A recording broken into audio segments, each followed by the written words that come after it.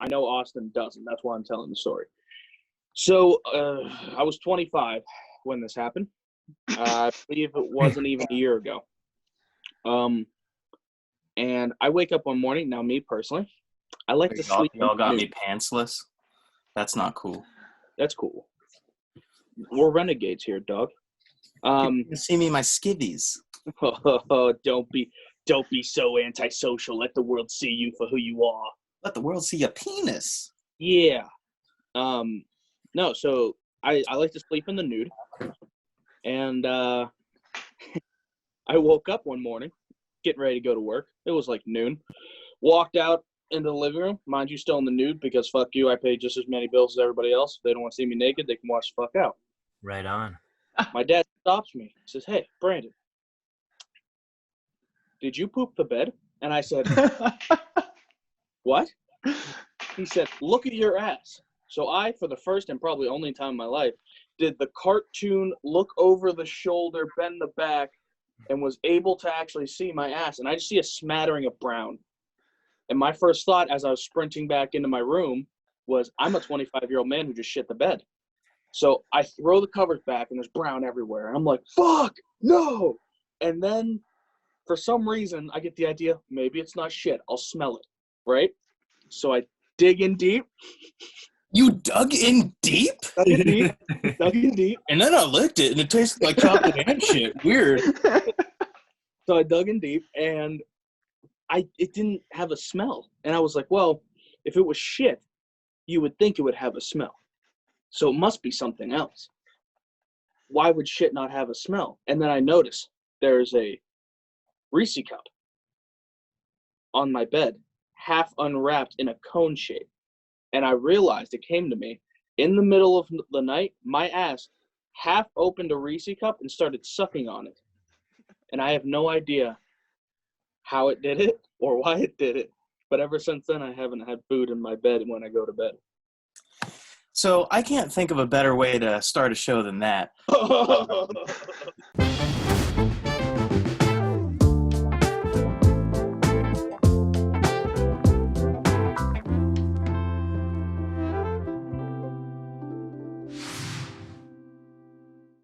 This is episode 3 of, Bro Football Focus. Welcome, everybody. I hope you've been enjoying it so far.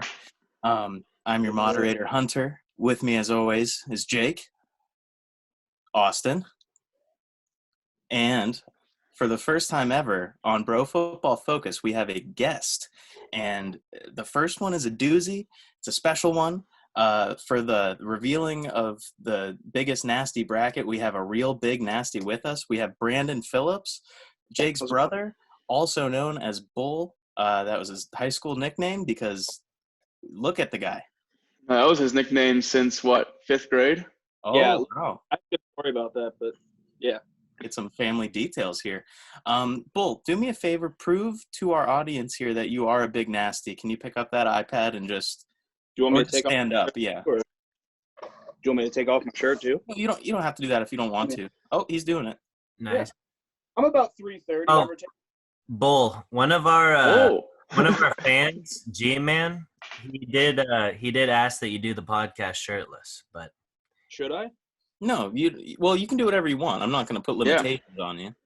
I'm just saying if it gets hot in there or something at some point, feel free to take it all off. Maybe at halftime. I could pop in it, but I don't want to get you guys, kicked off of YouTube before you get any. I don't think we could. Now, Bull, to add to your Haas credentials, how much are you weighing in at nowadays? I weighed in today at 333. Yeah, so you could very well compete in this bracket. It's a big boy. Most definitely. Yeah. I weigh more than most of the NFL. Bull, do you want to just give a little overview of like your football background to the audience, who your favorite team is, what you played, all that kind of stuff?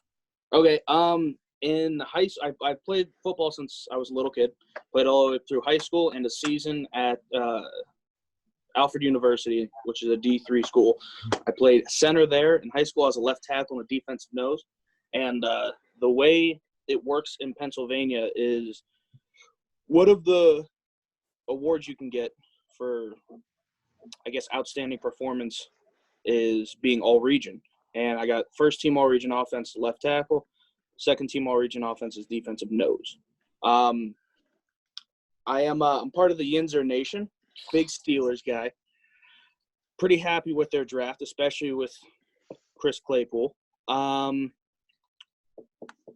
Chase? Huh? Is his name Chase? Yeah, Chase Claypool. Didn't you say Chris? Did I say Chris? I think It's so. supposed to be. That's okay. CTE. Yeah, Chase Claypool, the Notre Dame wide receiver, who's probably going to be a tight end for us. Yeah, I'm glad you said that. But I don't want to jump into any league news just yet, Bull, because on Bro Football Focus, we like to start our show off in a certain special way. Go ahead. This is the Hot 32. Sit.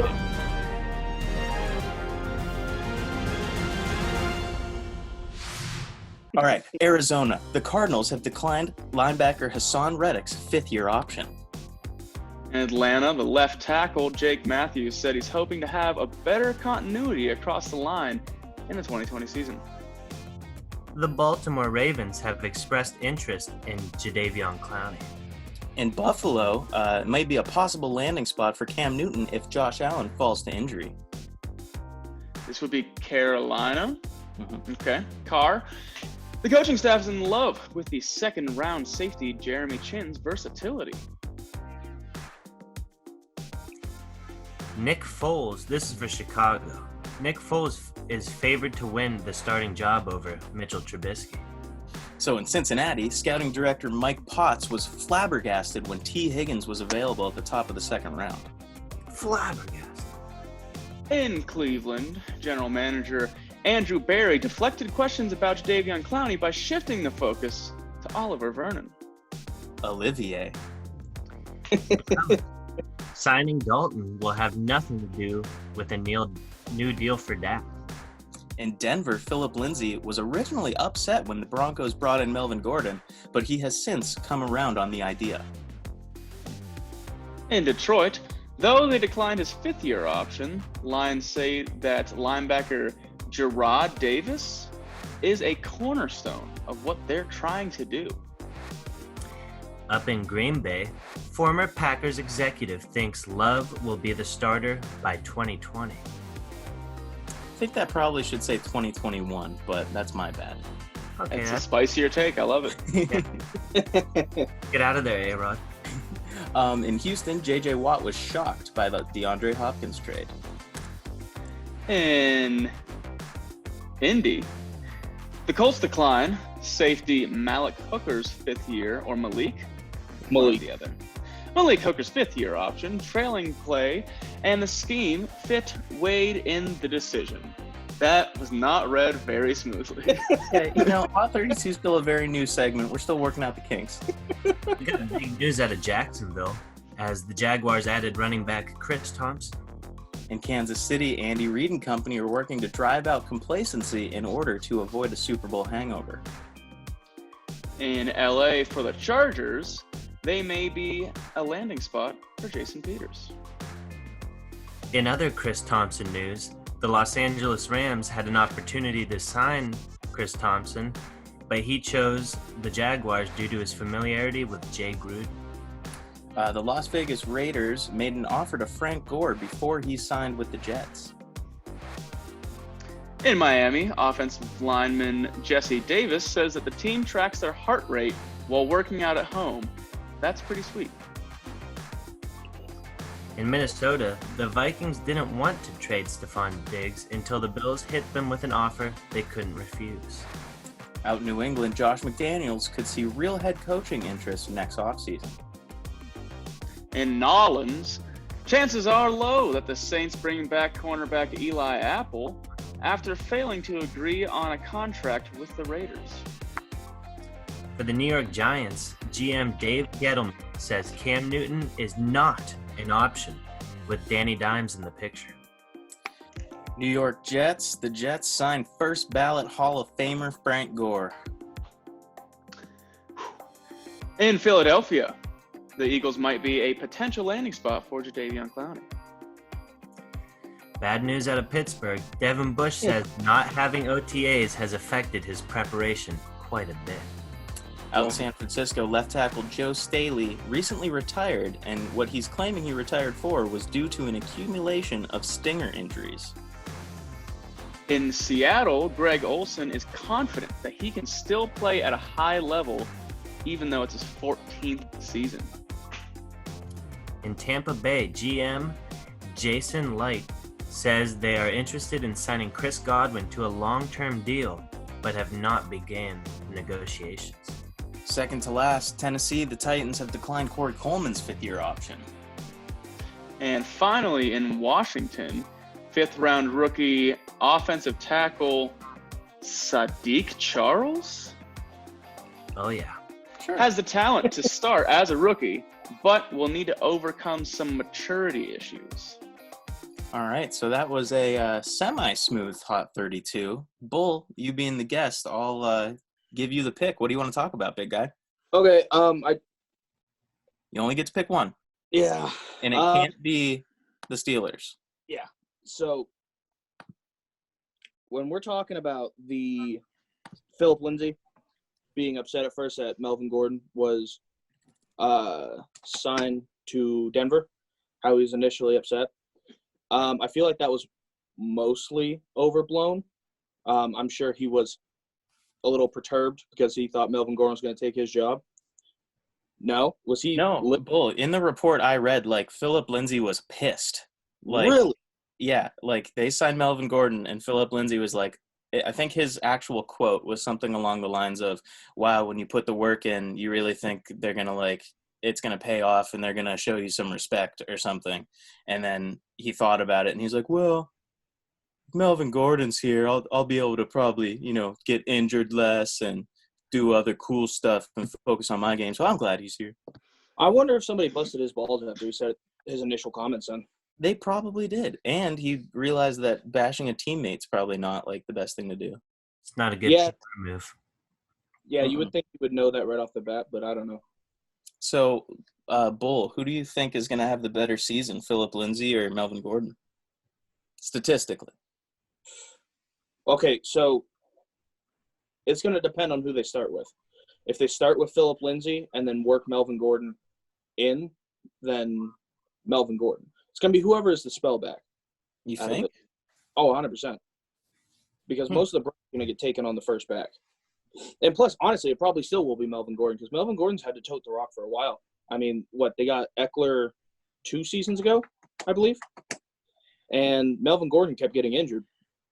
So Eckler kind of just took that role over. And once they found out that Eckler was better than Melvin Gordon, he lost his job. So I would think good. I don't know. You gotta take into account how injury prone Melvin Gordon is. Have you seen Melvin Gordon's biceps? Yeah. Okay. Have you also seen him sitting on the bench because he's injured half the season? The best ability is availability. Would you That's consider true. his steps to be sweet? Yes. And that's all I want to say about that. He does have some pretty juicy steps. How are his triceps? Doesn't matter. His triceps. I think that's probably all we're going to get about Philip and Melvin. So, Yeah, probably. Jake, toss it to you. What are you thinking? All right, going through these, the one that piqued my interest the most is that the Dolphins are tracking heart rates from home workouts. That's sick. I think that's dope because it's obviously keeping people accountable. Granted, they're fucking professional athletes, so it's not like they're going to be skipping out on workouts.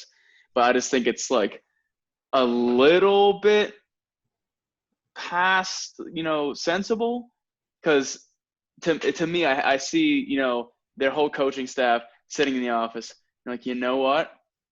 The reason we did bad because we weren't monitoring heart rates. And they're like, fuck, you're right.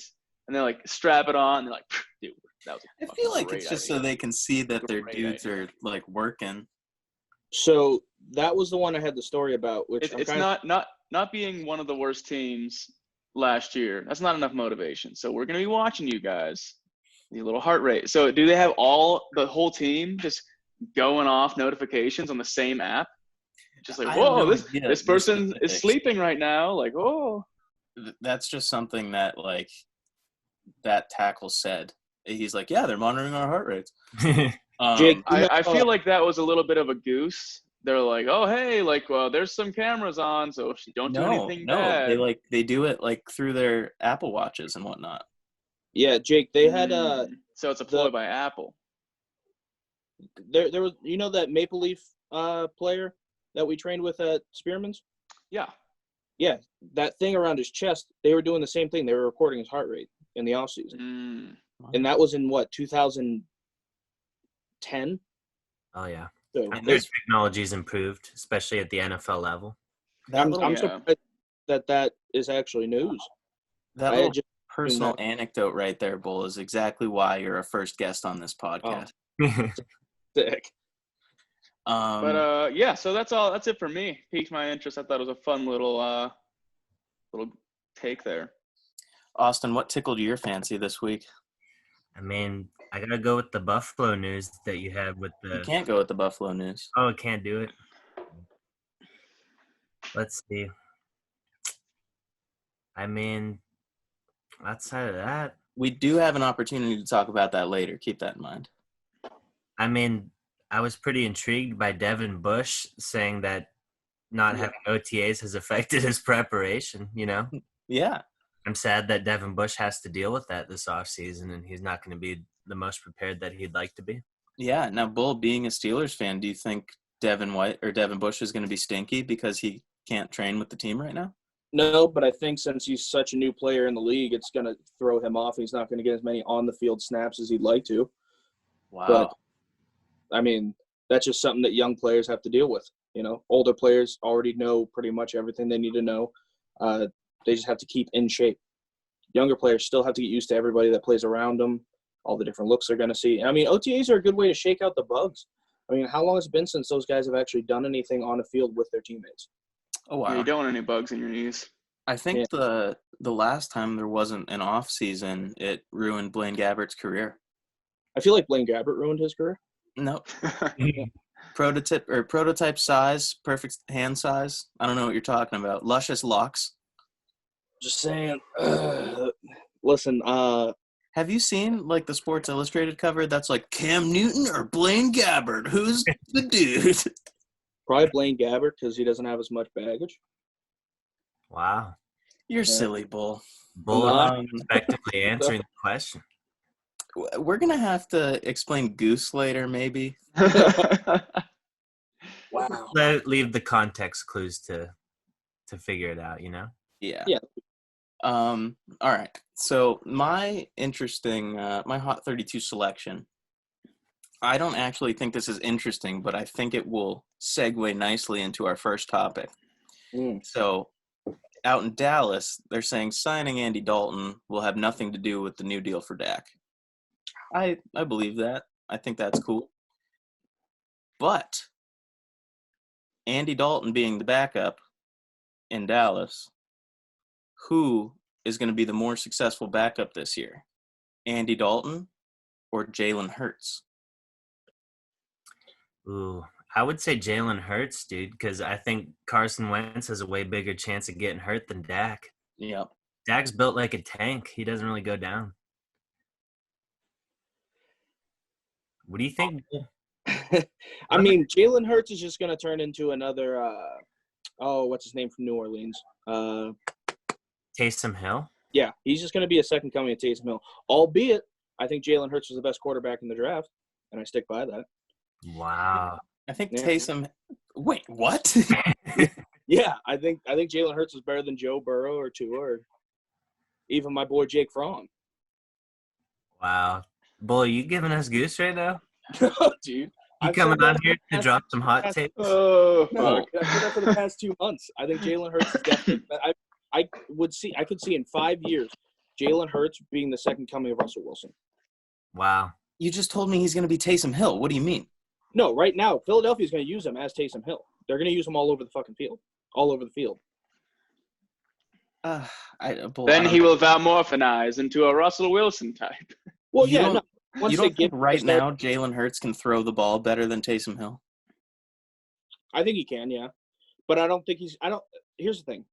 The only way Jalen Hurts will be quarterback is if Carson Wentz gets hurt or they drop him, right? What do you mean? So- They're going to have them both on the field at the same time. Like Carson's going to pitch it back to Jalen, and then Jalen's going to throw it to Carson. That's how Like- the Saints use Taysom Hill, though.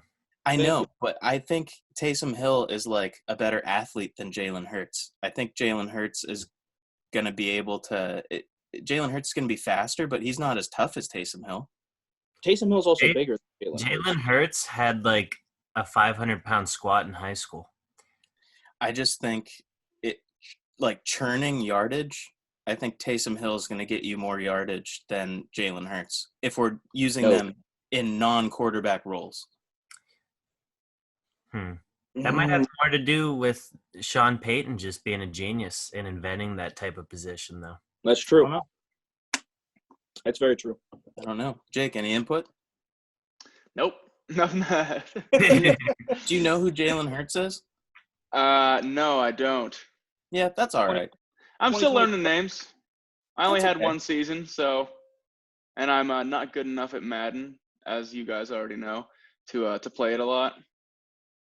Right now, I'm still ripping pretty strong in the Animal Crossing, so Sick. gotta use my Nice. time wisely. Sweet. Well, if you don't have anything to say about that, we can move on to what I think is the meat and potatoes of this podcast. Okay. Last episode, we said something that struck a chord with Bull. We I just said think it was wrong. That's all. well, at least it struck a chord with you. You texted me So- immediately and had problems, but Oh yeah, I did. so I said that Trent Richardson was better than TJ Yeldon. And Bull, explain to me what your problem with that is. So hold on. Your comment was, if there had to be one brown stain on Alabama's running back's legacy, it would be TJ Yeldon. And I said, ho, ho, ho. If there was a brown stain on Alabama's running back legacy, it'd be Trent Richardson. But Trent Richardson was better at Bama than TJ Yeldon. I understand that, but he So had what do you mean for their Bama legacy? Are you talking about their NFL legacy? Yes, 100%. Then why did you say Bama legacy? Because that's how you phrase the response. Hunter's got The- you tied around like a pretzel, Bull. The first statement you made in the last podcast was referring to how TJ Yeldon was a bad running back. And he was probably the worst running back to come out of Alabama, right? Yes. Okay. I say that is bullshit. Bull, Trent you Richardson just is agreed with me that Trent Richardson did better at Bama. At Bama, but he's not the So if we are talking about the lineage of backs who came out of Bama, the one who did worse at Bama is the shit stain. not at all. If he did You're dumb. if he did better in the NFL than Trent Richardson, then I would say he's a better running He back. arguably didn't. Oh my god. Bull, And he played for like 2 to 3 more seasons. Bull, Maybe keep in 4 mind, at this point. TJ Yeldon has never ran for 1,000 yards. In fact, he's never eclipsed more than 740 yards. Trent That's true. Richardson, in his rookie season, ran for 950 yards and 11 tutters. Also, Trent Richardson is the all-time leading rusher in the Alliance Football League, the American Alliance Football League. The AAF, remember that, Bull? They Yeah, I do. folded in a couple months. He led the league in tutters, 12 So- touchdowns. I think the biggest problem here is that Bull is looking at it because Trent Richardson was drafted 3rd overall. And Yes. TJ Yeldon was drafted in like the 2nd round. So I can completely agree that Trent Richardson is a bigger bust than TJ Yeldon. But even though it was shorter, I think Trent Richardson still had a better NFL career or did better in the NFL. Like if Mhm. I were starting a team and someone told me you can have TJ Yeldon as your running back in his prime or you can have Trent Richardson as your running back in his prime, I think Okay. everybody takes Trent Richardson. Do you know why his stats steadily declined? No. Because they came up with a rule, if you remember, that the running backs are no longer allowed to lower their head. And as soon as that rule came out, his stats tanked. That's a spicy take on it, Bull. I think he didn't really have any vision, and he was used to running behind that Bama offensive line. I And when agree. he got hit with the league, and he had to find the holes, he just couldn't find them. 100%. There's that picture Also, when he was playing for Indianapolis where the hole was like 2.5, 3 yards wide to his left, but he decided, nah, I'm going to run right behind my big hoss and hit him right in in the that back. one picture from that one game. Well, it just shows how bad of vision he had. Well, I'm a Jaguars fan. I've seen TJ Yeldon take passes in the backfield and do a shimmy shake and go 2.5 yards, and then that's it, and that's his career. It's not an effective move unless you're Lamar Jackson, but he still does way more. Listen, at least, hey, he's still, to this day, making more money than Trent Richardson is. That doesn't matter. See, you are adding things that have nothing to do with who is more talented. So if Trent Richardson is more talented than TJ Yeldon, how come he's not on an NFL team? People didn't want to pay him big money because he was drafted 3rd overall. Do you know what his draft or his salary was for the AAF? No. It was much less than TJ Yeldon got paid. Okay. Well, TJ Yeldon he also signed a bigger contract because he was 3rd overall, and he played as many seasons in the NFL as TJ Yeldon has played up to this point. So not only has he played all those seasons, but he's played in the AAF and in the CFL. Did you forget the Saskatchewan Rough Rider Bowl? Why, if a team is looking at TJ Yeldon, like, oh, I want to acquire TJ Yeldon, why wouldn't they just say, nah, screw that, I'm going to get Trent Richardson instead? Because Trent Richardson's tiny and has a bad taste associated with him. Yeah, and he's no longer in the NFL. So you would say Trent Richardson has a brown stain on him? Yeah. The Browns ruined his career, I'd say. Maybe not. If you get drafted to the Browns, you're not going to have a good career. For his NFL legacy, Trent Richardson definitely has a brown stain on him, for sure. But if we are looking at the lineage of Bama running backs, TJ Yeldon was the worst one to come out of that group. And I don't think that's disputable in the slightest. That's insanity. Austin, if you are an NFL GM and you can pick a running back to start your team with, they're both in their prime, they're both like 24 years old. Who do you take? Oh, man. I'm not going to lie, Hunter. That'd be a tough decision. I don't know. See, Austin's a real football mind. Like, he's working schemes into it. Jake, who do you take? See, I would take Trent Richardson because I did meet him at a Giant Eagle grocery store one time. So I would be like, oh, hey, remember me? And he'd be like, yeah. Did you also meet him, or are you confusing Trent Richardson with Joe Hayden? They're two completely different. It's okay. It was a long time ago. I feel like I did meet Trent Richardson, though. I think you should ask G-Man about that, because I'm pretty sure it was – did you go with G-Man? I think so. I think it was Trent as well. Shit. I think in that case – the Giant Eagle signing with Joe Hayden. I have a picture of Joe Hayden. That's awesome.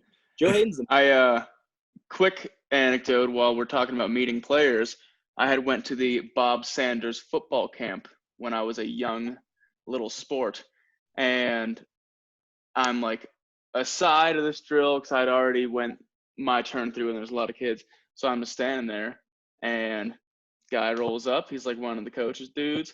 And I was like, hey man, how's it going? It's like, hey, what's up? I was like, so you are you enjoying yourself at this point? And he's like, yeah, it's going good. And I was like, cool. Well, see ya. Runs away. And some kid's like, yo, that was Bob Sanders. And I was like, oh shit, because he was shorter than me. And I was like, I thought he was just like a helper.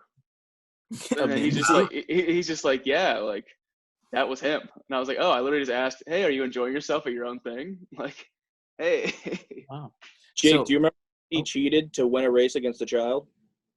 Yeah, he did. He did cheat in a race against a minor. Guys, this is not the slander Bob Sanders show. You're pro Bob Sanders here, all right? We're not trying to throw him under the rug. We're a pro safety podcast. Listen, Bob Sanders is a thug to do it. Who's going to stop him? He can do whatever he wants. No one's going to say, hey, Bob, why don't you comment down on the children? No, dude was a freak. No, he wanted to show his kid pain. I remember playing catch with Bob Sanders at the Bob Sanders football camp, and he had the nicest spiral I think I've ever seen. Wow. Yeah, and he gave us free hot dogs. I remember that. I remember the hot dogs. Yeah. Yeah. So this isn't in the rundown. It's kind of a spontaneous thing. Jake, who is Bob Sanders the like most famous NFL football player you've ever interacted with one-on-one? Me and Big Ben made eye contact. I mean, like spring training. You talked to them, and like they acknowledged you. Yes. Yeah. Okay. Bull, what about you? I haven't talked to any NFL players, but I did send a couple spicy tweets to the Steelers organization a couple seasons ago, Nice. and it's the most I got. Austin, how about you? Who's the most famous NFL player you've interacted with? One time I was at a Bills game, and I had tunnel seats, and I dapped up Stephon Gilmore and had a few words with him as he was entering the sweet. stadium. That was back when he was on the Bills, too, not on the Patriots.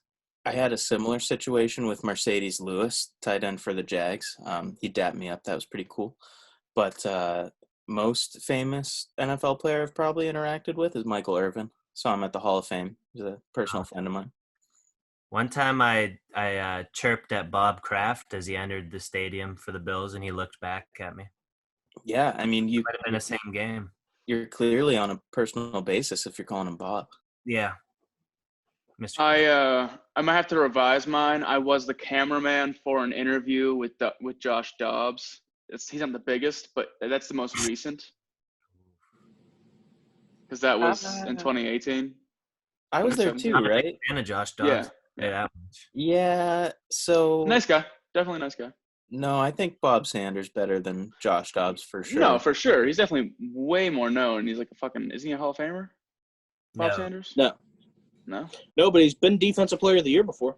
Yeah. Yeah. But yeah, and does Josh Dobbs even play anymore? He's a backup to Gardner Minshew right now, so no. Oh, okay. Nobody's starting over the mustache. I have a spontaneous question for you guys, if you don't mind. Go for it. A quick one. It's a yes or no. Is Bob Sanders in your guys' top 5 for favorite safeties of all time? No. Wow. Yeah, I'm gonna have to go no on that one too. Wow. I would say top 5 Indianapolis Colts of all time. Yeah, I can agree with that. But if we're talking free and strong, no way. That's crazy. He's in mine. That's a list for another day. Yeah. Keep in mind, Bull, he was hurt 90% of his career, so you can't really. You're not wrong. Yeah. That's because he had the heart of a lion. What are you doing? Huh? Were you just highlighting stuff? Yeah. What? Saw stuff moving around the Google Doc. I thought a section was getting taken out or something. Don't worry about a thing, dog. Freaking me out, man. But now that we're back on the Google Doc, Austin, what do you want to talk about Cam Newton? Oh, so are you referring to on the Google Doc or what I was talking about earlier with the Hot 32? Well, you can bring that in because I mean, in the Google Doc, it literally just says Cam Newton. So, well, I saw on YouTube Cam Newton was dropping some like custom hype videos that his squad filmed for him. Oh yeah, and nice. I was just thinking, Cam Newton's out here. He's still the last of the Mohicans. You got Jameis Winston signing. You got Andy Dalton signing with the squad. And, Cam Newton's just kind of left out there. But, as far as the Bills signing him, I really can't see that because they got Jake Fromm in the draft. And I think they're probably going to stick with Barkley. And I really don't think he fits the culture that Sean McDermott's trying to build there. So you don't think if Josh Allen breaks his leg, and I hope that doesn't happen, but if he breaks his leg week 2, you don't think they'd sign Cam Newton? I think if he had a catastrophic injury like that, yeah, and they had to put him on IR or free up a roster spot, then maybe. But I think they'd probably roll with Fromm or Barkley. I feel like they have similar playing styles though, like a strong arm, mobile, Yeah. But I feel like it would keep the scheme pretty much the same. Josh Allen is kind of like a white Cam Newton almost. With less fashion. I'm not saying it'd be, the move that I would make. I just know Sean McDermott Can't see it happening. He likes sticking with the guys he's got on the roster. Yeah, the report was specifically like if Josh Allen gets injured, they'd look at Cam Newton. I also saw a video of Lorenzo Alexander, former Buffalo Bills linebacker, breaking that down, and he was basically saying the same thing, that Cam Newton's not the kind of culture fit that Sean McDermott wants in Buffalo. So Think he's not cerebral enough or something. I just don't think he likes the flashy guys. They're wearing crazy outfits. Yeah. They're playing basketball in dress shoes and sweatpants. I do like that Cam Newton's hair just keeps growing and it's getting crazy. Yeah. Also, I think the moment that I stopped liking Cam Newton was in 2015 during the Super Bowl. Yep. Versus the Denver Broncos, when Von Miller strip sacked him and he could have easily jumped on the ball, but he jumped backwards away from the ball. Yep. They proceeded I to forgot about that. I thought you would have said it would have been after the Super Bowl where he was super upset and wouldn't talk to the media, and everybody was like, Cam Newton's a baby and he's not mature. Blah, blah, blah, blah. Not a baby. He just lost the biggest game of his life. I wouldn't want to talk about stuff either. Now, I know you just lost the Super Bowl. Why'd you do that? Can you stop being such a baby, please? I mean, if you don't want to answer the questions, at least pull a Marshawn and put on some sunglasses and a hat and just go out there and say some gibberish. I'm just here so I won't get fined. Yeah. Speaking of Marshawn Lynch, and this is, I'll say, a spoiler alert. In the season finale of Westworld Season 3, Marshawn Lynch dies. He's fucking gatted. Westworld? Yeah, he's fucking awesome. He said Westworld Season 3 isn't worth watching. Wow. They're real quick on this. They're set up for 6 seasons. This definitely was an establishing season because they have to completely introduce a whole new world. It was not as good as Season 2, but it still was all right. Okay. There were enough twists that kept me into it. This is for a different show in general, not even Bro Football Focus, different show. But on a quick note, if you're making a goddamn TV show, you should not have establishing seasons. You can have an establishing episode. There was so much, though. There was so much introduced. They had, regardless. Jake, we'll save it for another time. No, because I'm going to tell you right now, Westworld is going to pull a Lost, and it's going to be all this ooh, what are all these threads going on? Whoa. And then at the end, you're going to be like, well, what happened with that? And what happened with that? And where's Aaron? And you're not going to know. So Lost was bad? Yeah, but we're not a movies, TV shows, and music show. That's something else we might do in the future. But next on the list, tanking for Trevor. I just, for this one, I kind of just want to talk about Trevor Lawrence in general because everybody says, he's the prodigy. He's the highest scouted guy since Peyton Manning or whatever. But if you look at the stats from last year, he did really, really bad in the first half of the season. I think PFF looked at it and they said it was 37% of his balls in the first half of the season were catchable or something like that. And they said that's not a draftable quarterback. Oh, wow. Yeah. Sounds like a real Jags pick. I haven't watched enough Trevor to make that call. All the games that I've seen are big primetime games. That's because they were big games at the end of the year. Look up his stats from last year and look up his completion percentage and shit. Obviously they were still winning games because they were Clemson, but I mean they still got dicked on in the championship game. Yeah, that's the championship, but Trevor Lawrence still played good in that game. Yeah, he could have played better.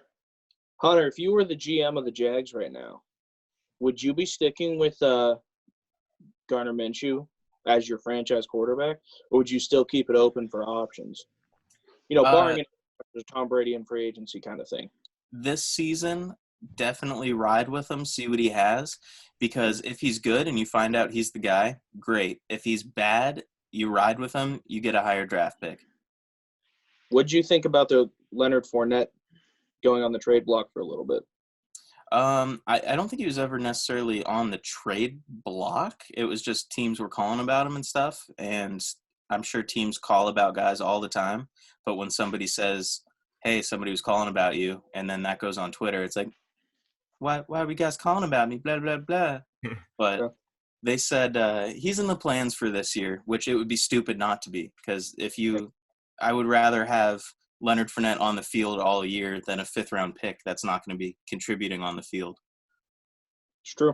And I Yeah, like that. I mean, Like he's the best player on the Jags right now, besides like Josh Allen.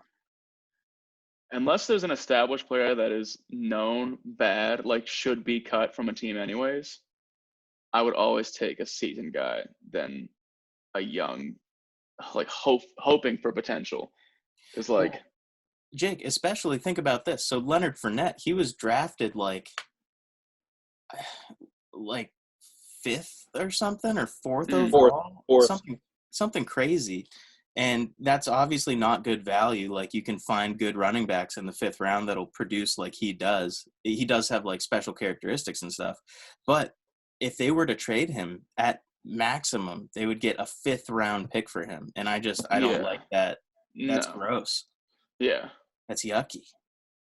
I feel Especially like like this draft, it was like heavier on receivers, heavy on quarterbacks. Like if you fall was like, oh shit, you're just light on running backs. Yeah, they were like you're gonna be fucked. A pick away from getting Taylor, and someone traded ahead of him to get it, and I thought that would have been a really good pick.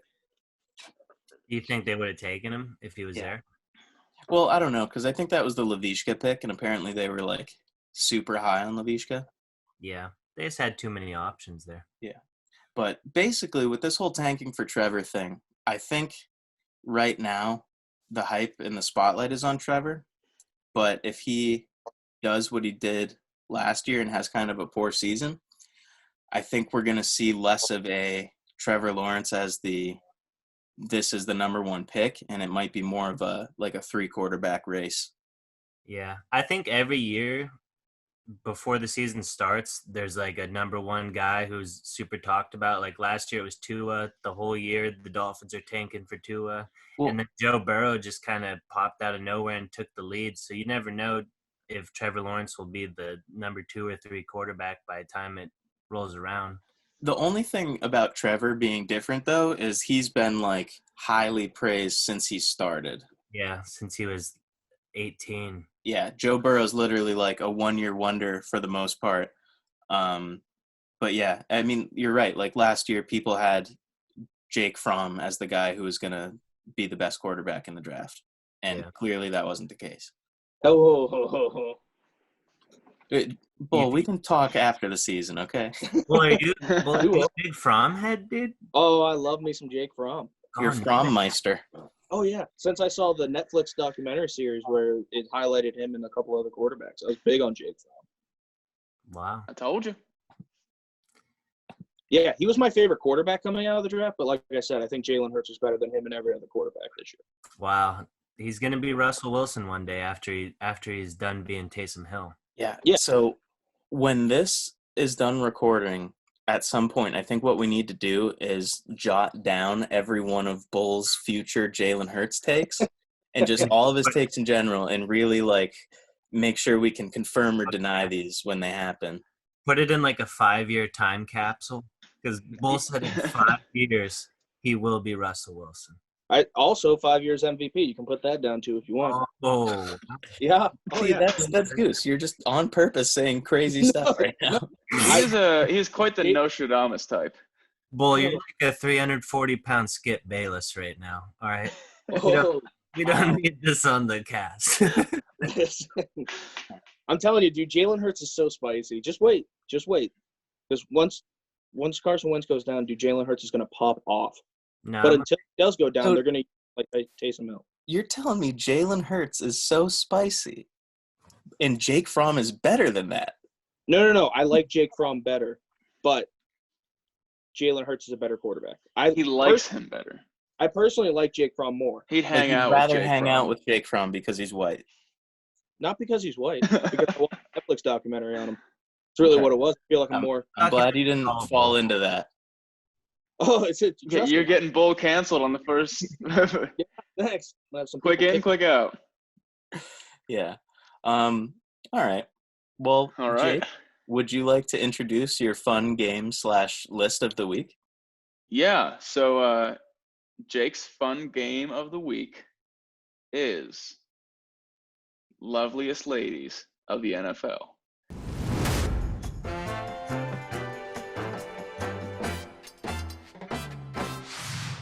Now this could be wives or girlfriends. It can't just be a side slam piece, but wives or girlfriends of anybody involved in the NFL. It could be a GM, a coach, a player, retired player, like whoever. The smokiest smokes. So we will start. Austin went last time. So Hunter, you can start this time. Give us your Can Bull number start one of the because he's the spicy guest? spicy. Oh, do you have a list, Brandon? Yeah, you said no slam Oh piece. shit. Yeah, definitely. go You can after go Bull. first. So like Okay. no slam though.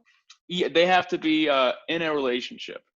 I got a couple of these written down. You got to give me a minute to find it. Okay, so Bull, just to preface this, we're doing top 3, but give me your 3 first. So go 3, 2, 1. 3, 2, 1. Yeah, because we're revealing the list. Why would you give your number 1 first? That doesn't make sense. Because we don't. And just go one at a time. Okay. So. Oh. Okay. So I'm gonna go. My number 3 is gonna be Madison Davis. She's the wife of the Arizona center Mason Cole. Wow. You did some deep dives. What's her name? I need to look her up. Yeah, she's super spicy. What's her name? Her name is Madison Davis. Jake, you're gonna have to put up like a little Madison Davis check graphic Oh, right yeah. here. Please When do. I You can type put that in, it's just high school children. Yeah. I think I spelled it wrong. Who is her But we boyfriend? believe you. We believe you, Bull. her husband is Mason Cole, center for Arizona. Oh, okay. No, she's an attractive lady. Yeah. Yeah. Very wholesome American girl next door. Right? Yeah, cool. Bull, I like the pick. Appreciate it. I'll Real appreciate it. flavor. All right, so I will start off with my choices. Now, I do have to preface my list with something because I couldn't add my number 1 to the list because she's not like a wife or girlfriend of anybody in the NFL. And since that's the case, like if she's free, like I would do a lot just to take this woman to dinner and get to know her. And just Kay Adams, Good Morning Football, biggest honorable mention of all time. Nobody on my list, in my opinion, compares to her. And I think I would sacrifice a lot of things to have the opportunity to hang out with Kay Adams and show her that I could treat her like the only girl in the world. Rock her world. Wow. Hunter, we could Not cut even the clip necessarily. and send, What? Huh? send this clip to her in the DMs and try to get you in there. We might. And I would move straight to New York and maybe I could like film some Good Morning Football stuff, but I don't know. Like, Then you could plug the cast. It'd be a good business move, too. For sure. yeah, I just want to get to know her as a person and treat her really, really nice. Sound like kind of a simp, dog. But so starting off the list, my number 3, so descending order. Well, no, I guess it's ascending order.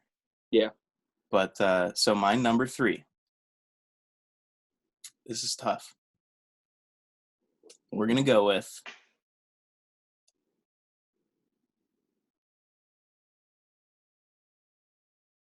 first pick is gonna be Candace Crawford, and that's Tony Romo's wife.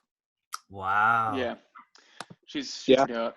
I'm gonna put that picture in the rundown for you, Jake. But that's my pick. I wish it was Kay Adams.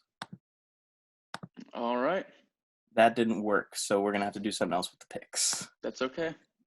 We'll just keep on looking it up. So with my first pick, third of the list, I'm going to go with Baker Mayfield's wife, Emily Wilkinson. If you follow Baker Mayfield on Instagram, you see her a bunch. She's pretty smoky. I'll say that. That's a good pick. Bull likes the pick. Bull likes the pick. Yeah, she'd be my number 4. She just didn't make the list. And I'm going to be throwing up some Instagram screenshots, so at least they get some recognition too. Our followers can add to theirs, so they're also, gaining from this. Yeah, and I just want to preface this segment. It might seem a little chauvinistic, like we're just putting these ladies on pedestals and saying, "Oh, they're so hot," blah blah blah. We are respecting how beautiful these women are, and I'm sure that they are talented, smart, funny, all that. But I don't know them personally. All I can judge them on is their looks, and that's what we're doing. Kay Adams, on the other hand, she's got it all. Granted, all of these girls that are listed, they're more than welcome to be guests on the podcast. Yeah. They give us some insider info about their hubby per se, and Anytime. so they again might be one of the 48 people watching right now. So they are all Spice Cannons too. So Austin, you're up. So I'm going to go with the sleeper pick that I was mentioning earlier. And Hunter was so nice to save this one for me. But I'm going to go with Buffalo Bills safety Jordan Poyer's wife, Rachel Bush. She's a pretty spicy Instagram model. She's got the baps. She's got the face. She's got the cheeks. And most importantly, in 2016, LeBron James slid into her DMs. And it was a big deal. Because LeBron James is a married man since high school. Yeah, I like the pick. Apparently, earlier today, I did snap Austin, and I said I'm going to leave her off my list for you. Yeah, that was a big bro move. And yeah, then, that is a educated pick to say the least. I don't know if they're still married, but I think they might be on the fritz because apparently in 2018, Poyer cheated on her with Summer Rae. Like WWE superstar Summer Rae? Is she a superstar in the WWE? I know her from Instagram. Yeah, dude, she used to. If you're talking about the same person, she used to wrestle back in the day in the mid 2000s. Yeah, that's her, Bull. Wow. She is less attractive than, but he's doing well for himself out here. All right, Bull. All right, Bull. Second pick. My number 2. Okay, so this is another wife, of a Tennessee Titan. Her name is Danielle Landry. She is the wife of Harold Landry. He is going to be going into his 3rd year for the Titans. Last year, he recorded 6.5 sacks. And he also has about Harold Landry, Bull.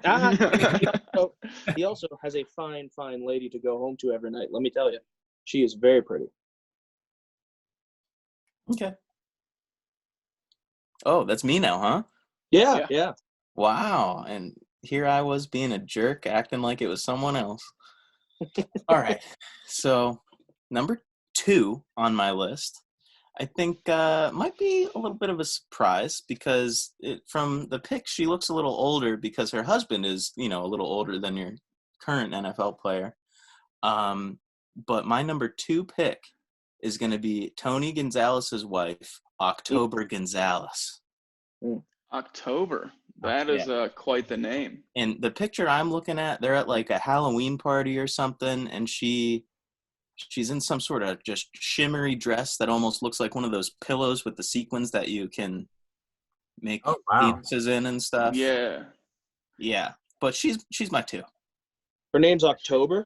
I think she's very attractive. She's pretty attractive. And I really wanted to keep my list diverse. That's very important to me.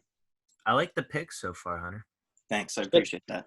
You said her name. Picture seems that she is holding some type of like bundle of ferns. And it's not an attractive picture. But all the other ones are pretty fire. Yeah. Everybody, whoever they are, you can get an unflattering angle. I think ferns are unflattering.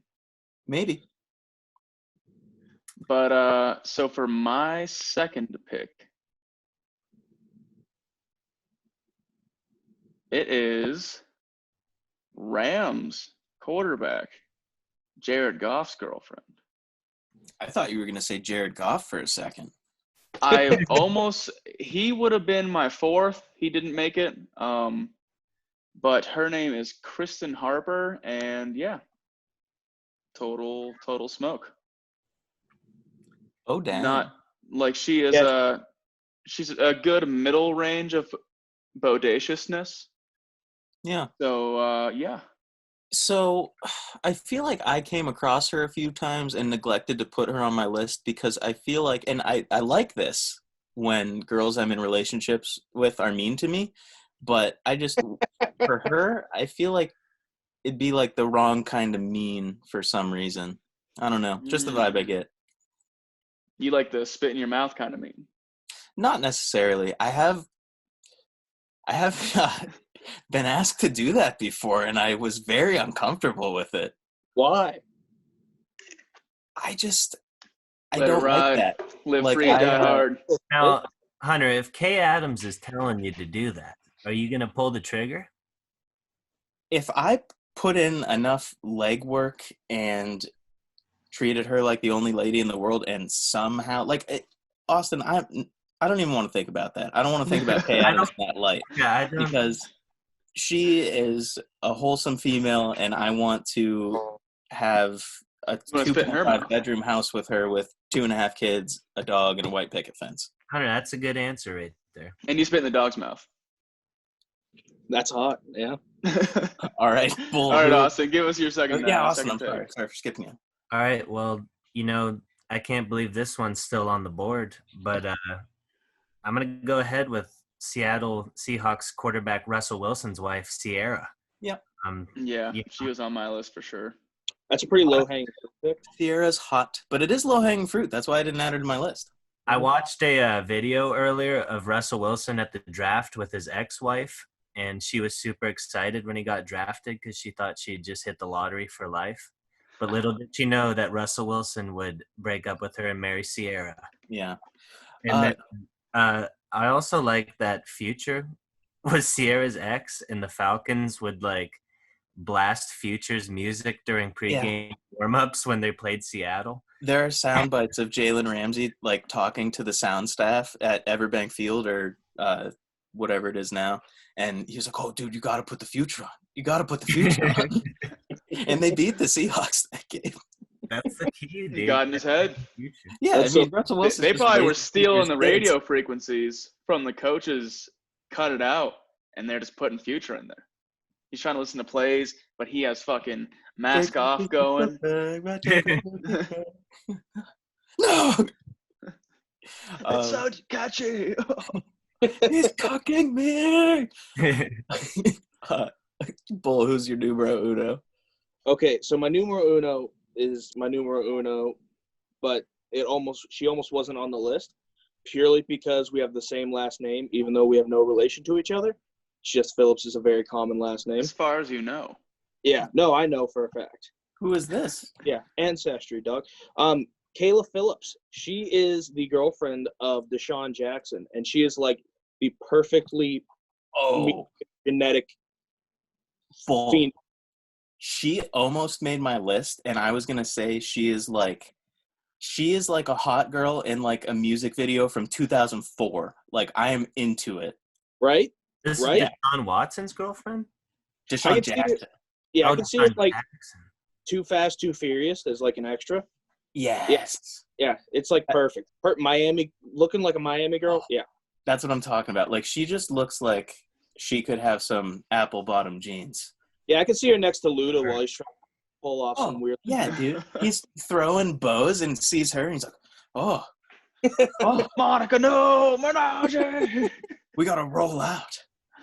Bull, I like how sleeper your picks are, man. I haven't heard of these people. You're just pulling them out. Yeah, I like to do my every once in a while, boys. Yeah, Bull, I really, really like that pick. Definitely was going to be on my list. But so for my final pick, my list was pretty tumultuous. Obviously, we had the Kay Adams couldn't make the list. This lovely lady of the NFL, very well could have been number one if she didn't just divorce Jay Cutler. So I Mm. couldn't add her. But Kristen Cavallari, very, very, very attractive. But since her and Jay Cutler just got divorced, I'm not going to add her. That's not cool. So my number one pick is O.C. Umenyora's wife, Layla Oh. Lopez. Wow. Oh. O.C. Umenyora's wife, Layla Lopez. Yeah. I can appreciate the name. Yeah. She's a pretty lady. Henry, I wasn't I agree. expecting any of these picks. These are some spicy picks, and from I old. told you my picks were spicy, dude. All right, so for my number one, and so this is a retired player's wife, but she could just be number one hottest just in celebrities, just in general, because she is a ultra smoke. It is former Buccaneers player Larry English, his wife. Her name is Nicole Williams, and she is extraordinarily attractive. Nicole Williams. Oh wow. Nice pick, Jake. Nice pick. Well, I know it. Nicole Williams English. Yeah, I mean, well, Jake, she's got like Penelope Cruz vibes going. And Yeah, there's some like Kourtney Kardashian looking angles too. Yeah, for sure. Not to say she's not a lovely lady, but not into the jawline. Yeah, she wouldn't make my top 20. Oh, Yeah, sorry, dog. oh. Sorry. Sure, she's a nice person. Not for me. All right, Austin, Wow. round it out. That was who's a lot of numero a uno? spicy take. Well, back in I think it was 2013, maybe around that time, I was watching the Alabama national championship game, Yeah. and and the announcer zeroed in on one particular player's wife or girlfriend in the stands, and he just gawked about her for about 60 to 120 seconds on live TV during the national championship game, and he's just like, "Oh wow, she's so," and just kept going. And that lady is Catherine Webb, AJ McCarron's girlfriend. And AJ McCarron's actually a backup in the league somewhere. I forgot where, but he's still in there. Yeah, she's attractive. But after her national spotlight given to her by that reporter or by that announcer, Donald Trump hit her up and threw her in the Miss USA pageant. Wow. Sick. She's an absolute smoke. So Yeah, Austin, definitely yeah, agree. she's attractive. Quick aside, I almost added Lindsay Duke, Blake Bortles' girlfriend, when he got drafted, as an honorable mention. Let's throw in some honorable mentions while we're at it. She lives in Denver. Lindsay Duke. Lindsay Duke. Because I was gonna put her on my list, and she was at like a brewery that we were at like a month ago, and dating some random fucking dude now. Yeah. Wow. So Definitely a step down from Blake Bortles. one honorable mention that I have is Olivia Culpo. She is currently dating Christian McCaffrey, but she did date Nick Jonas, Tim Tebow, and Danny Amendola. So she has a thing for the white athletes and Nick Jonas. Yeah. I don't know. She's I can definitely see the honorable mention. Ooh. Maybe Austin. She's I think honorable. I might see what you're talking about. She's definitely worth a mention. And then this one was really teetering on the list. Rob Gronkowski's girlfriend, Camille Kostek. Yeah, Absolute little smoky smoke. Mhm. for sure. I do have one. This is just a spur of the moment thing. I never really thought about it because it's not an NFL wife, but it is an NCAA girlfriend then fiance. I don't know how they ended up later, but when Boise State was in their bowl game and they did the Statue of Liberty, and their fullback ran in that, I think it was a 2-point conversion or as a touchdown to win the game, and then he proposed to his girlfriend. I do not know her name, nor do I remember what year it How I remember helpful. one thing. All I right, remember Jake, he was make sure in the honorable mentions graphic you have that Boise State's fullback girlfriend. Yeah, please. We'll do some deep research. We'll find What out. year was Will this, do. Bull? I want to say it was. Oh God, Early 2009. 2000s. 2009? Yeah, maybe 2010. That girl's probably 40. Yeah, You're it telling was me a you've never bowl been game back to 11 years 40-year-old? ago. They did the Statue of Liberty and the flea flicker. The fullback's cousin proposed to his girlfriend, but they're already common law married. The reason So, why is because it went from Statue of Liberty spicy play to dude proposing to a spicy girl. ah. I like it, Bull. I like that you have the memory to recall that from 2009. Yeah. That's the memory. But So I yeah, have Jake, you have an one honorable mention? honorable mention and one dishonorable mention. Oh, So I don't know if I like that, but go for it. yeah. Julius Pepper's wife is extremely hot and very, very bodacious. I gotta take a look at her. Her name is Claudia San Pedro. Jake, I think you messed up bad by not including her. She has a lot of makeup. How are you gonna hide this girl in your honorable mentions? I mentioned.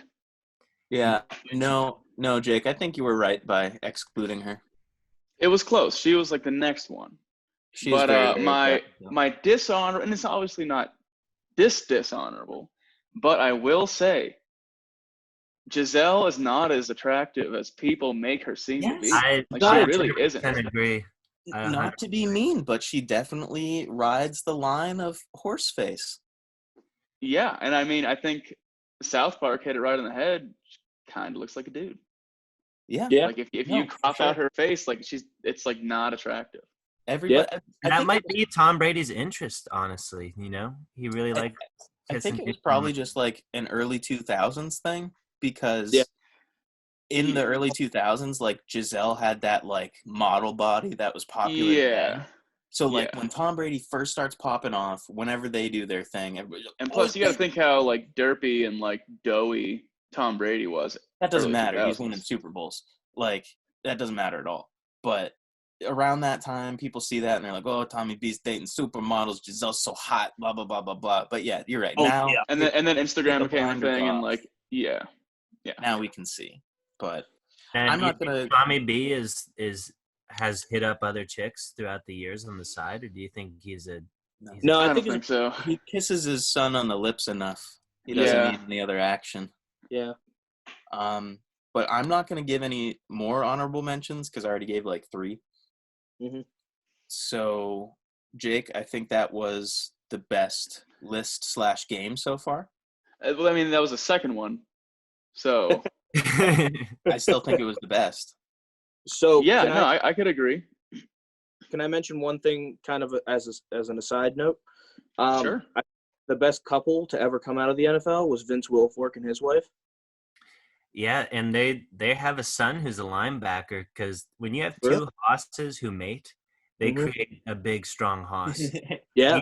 And he's not like a big Vince type of hoss. He's like a solid 250-pound linebacker.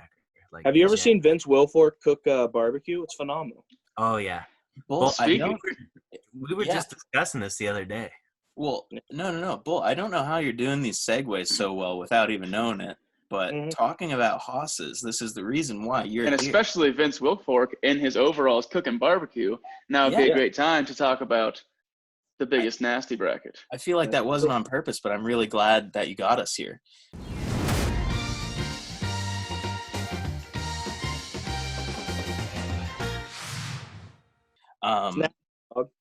So the biggest nasty bracket is live. It's been live for about day and a half. We have some votes, but Bull, since you are our honorable big nasty, I want to go through this bracket and I want to go through each matchup and I want to hear your and our takes on it, and maybe we can talk about the numbers. If we want, I have all the numbers saved, so okay. If we want, maybe we reveal the winner and push them through tomorrow.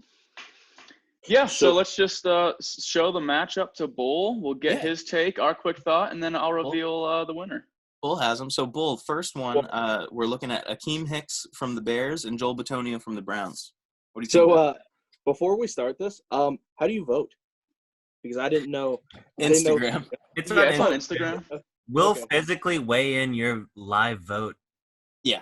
Of the podcast. So why don't we get we'll get Bull's take on it, and then Jake, you can give the number, and then we'll push whoever through has the higher number, except for a few that we have to get our hands a little messy with. It's percentage.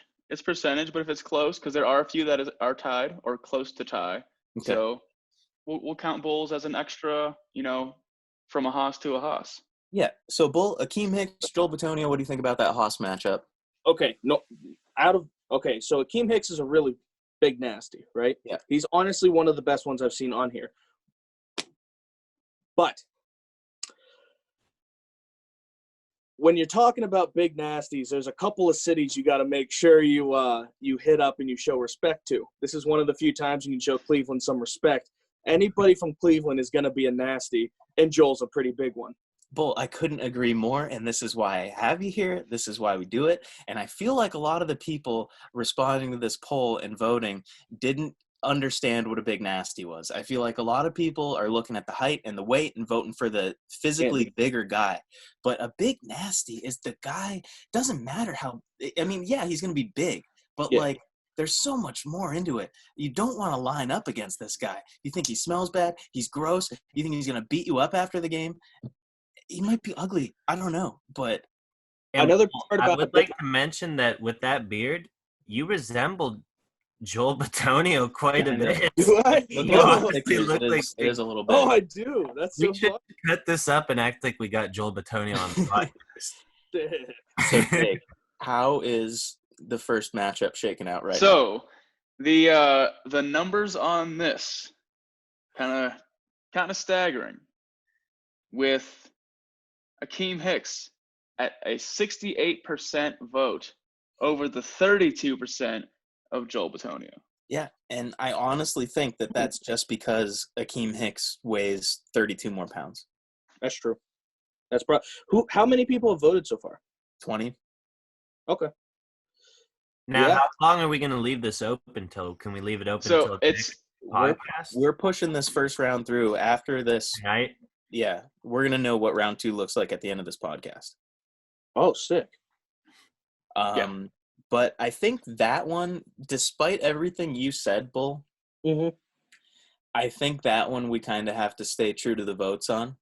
Yeah. I feel like we should do that with everybody because you'll see. Okay, I don't know any of the votes right now, so yeah, you'll see. Yeah, so we are a pro-collusion, pro-shadow government podcast. Yeah, absolutely. It's just how you get votes things. Don't really matter. I like that. But so right. that matchup number 2. Well, are we agreeing that Akeem Hicks is getting pushed through? I think we just did. All right, cool. So, sorry, Joel, you had my vote, but not. You had mine too. Albeit, I'm going with whatever the most popular one is, but my vote for that would be Joel. And so the people. You just completely lied there. No. I mean, no. I'm saying I will have no argument with whoever gets picked out of the popular vote. But if I'm casting my vote is for Joel. I have no argument, but my vote's for the other guy, which turn is an argument. I don't care. It's a bullmocracy, not a bulltatorship. Yeah. Either way, matchup 2, we have big, stinky Chris Jones versus Brandon Brooks, which is a heck of a matchup, in my opinion. Bull, what do you think about it? Okay, so this is a good insight, especially if you ever see a big nasty that has hair compared to a big nasty that does not.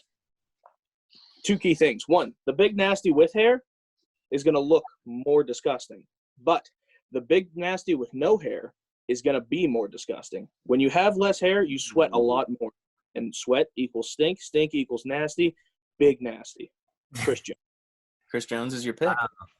That was some Sherlock Holmes type shit right there. It was. I can't say it enough, Bull. I'm so glad we have you here. And Bull, Chris Jones is actually winning the poll. It looks like 57 to 43. Really? Jake, are those the accurate numbers?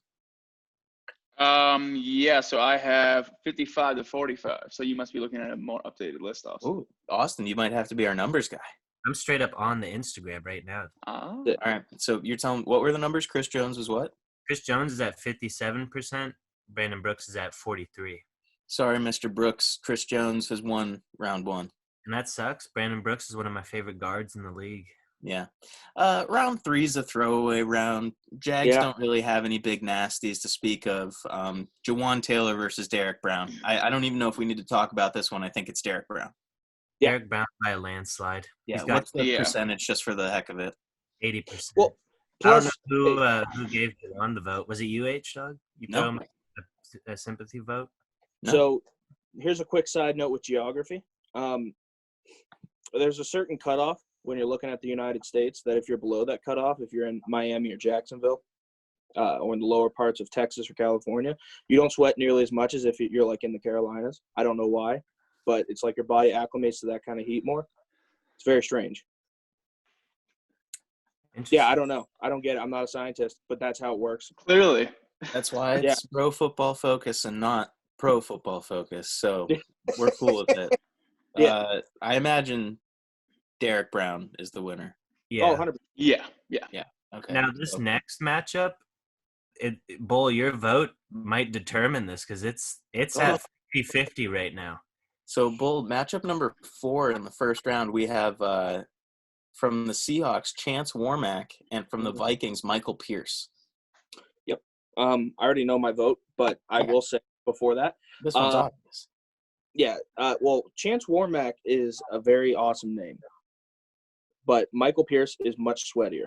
And I think Chance Warmack is one of the more premier big nasties. When you're looking at a prototype big nasty, him and another guy on this list, I immediately think of. But this matchup right here, it's kind of indisputable. Yeah, I mean, well, honestly, I would say Michael Pierce is a big nasty. I'm agreeing with you. Yeah. Yeah. I mean, even in the picture, you can see the two-tone sweat on his jersey, and that is a dark purple jersey. If you're sweating through dark colors, you're putting out some fucking liquid. You guys should follow Michael Pierce's Twitter. It's pretty spicy. Now, this list has him weighing in at 345 pounds, but on Madden, they have him at 360 pounds. Wow. And I've heard that he is closer to 360 pounds. Damn. 6 foot tall. That's pretty crazy. Michael Pierce, congratulations. Welcome to round 2. In our 5th matchup, Bull, we have from the Saints tackle Ryan Ramczyk versus newly drafted to the Tennessee Titans, Isaiah Wilson, who I believe is a guard. So, real quick side note, I noticed that so far in every matchup, I've been heavier than one of the two guys that we've been both. Why we happy? The bigger nasty is definitely Isaiah Wilson because Ryan Ramczyk, even with his pads off, looks like an athlete. Isaiah Wilson looks like a mass that can move mass. That's a big nasty, especially compared to Ryan Ramczyk. Just looks like an athlete, and you can't have muscle. You can't look like you have muscles if you're a big nasty. Okay, I think Ryan Ramczyk's more on the pudgy side, but I also do agree that it's Isaiah Wilson here. Yeah, I gave Wilson the vote. You know, have you ever seen him without a shirt on? Yeah. That's why. What are the numbers looking like, Austin? Ramczyk is losing 46%. Wilson's up 54%. All right, Isaiah Wilson, welcome to round 2. Big nast. So this one might be a spot of contention, in my opinion. This was tough for me. Number 6, really? We have Kenny Clark from the Packers versus A'Shaun Robinson, who is now on the Rams. Bull, I want to get your take first. Okay. Okay. Right off the bat, it's going back to it's. I don't know now that I'm thinking about it. Oh man. Okay. So Kenny Clark is a sweaty guy. Always been a sweaty guy. He seems like he's one of those big nasties that can just sit in a room temperature area and just sweat. But seems like your big nasty rating has a lot to do with sweat. Sweat he knows it firsthand. Yeah, I know. Listen, I can sit up and start sweating. It's terrible. And so I know what these guys are going through. Yeah, no, like, I'm probably still going to go with Kenny Clark, purely because I feel like he's a guy who he could take a shower, get dressed, and in the process of him getting dressed, get tired and sweat again. Okay. So, Austin, I want to know the numbers on this one next. So Clark is losing. He's 43%. Robinson is up 57%. And I personally went with Robinson. I think As he's the bigger, and I think he's just a nastier guy. He just looks nasty. He's always looked like he's like 40 years old, even when he was 20. I couldn't agree more. I thought Kenny Clark was going to be up because I think the last time I looked at it, Kenny Clark was winning. Kenny Clark was a tough pick to even put on the list because he's just – I think Kenny Clark's a really good football player. I don't know if he's a big nasty. Yeah, the Packers don't really have – they have more athletic linemen. They don't really have a big – There were a few teams here who really didn't have any big, gross, yucky guys. And Kenny Clark was hard to put on there because he's not nasty. I weigh more than both of these guys. That's crazy. But either way. You could be in the NFL. I know. Round 6, John Robinson, you're pushed through. Round 7, we have on the Dolphins, Eric Flowers versus on the Giants, Dalvin Tomlinson. I went with Tomlinson on this one. Okay. Just seeing that picture and just that sofa of a gut is intimidating in itself, but also just the effort being put out. So that's a lot of stuff going on there. He does look pretty wily for a big fat hoss. Yeah, so I mean, once he makes it down the field, takes his pads off, I wouldn't want to, sit in the car with him, Yeah.